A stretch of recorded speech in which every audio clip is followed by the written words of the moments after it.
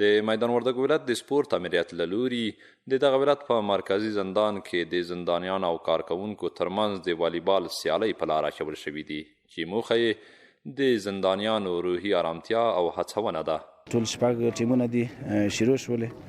دغه سیالۍ د بندیانو لپاره د سپورتي زمینه برابرول او د دوی د سالم صحت په خاطر باندې نننۍ لوبې پیل شولې چې خوشبختانه په ښه توګه باندې لومړۍ لوبه د زندان د ټیم او د پرسونل د ټیم سره شوله.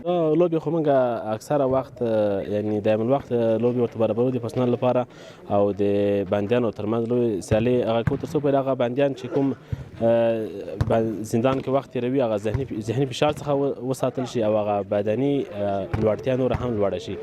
نو د دوی د تشویق لپاره دا لوبې موږ په کار اچوو. زندانیان د سپورت امریت او زندان له مسؤلینو زیات خوښ دي چې تل د دوی غوښتنو ته پر وخت رسیدنه کوي او زیاتوي په زندان کې د نورو زده کړو ترڅنګ په ورزش کې هم ورته ځانګړې زمینه برابره شوې ده. موږ له د افغانستان د اسلامي امارت څخه ډېر خوشحاله یو.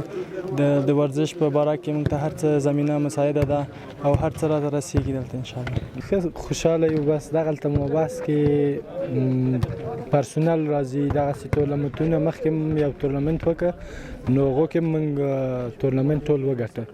نو اوس بیا دا لوبې شروع شوې دي. خوشحاله یو ترې چې دغسې د موږ په دې مابحث کې وخت ښه راباندې تېرېږي او ورزش کوو. د ویلو ده چې د میدان وردګ ولایت په مرکزي زندان کې د زندانیانو لپاره د والیبال او فوټبال لوبو ترڅنګ د دیني زده کړو، سیواز زده کړو، قالین اوبدلو، خیاطۍ او نورو برخو کې د زده کړو زمینه برابره شوې ده.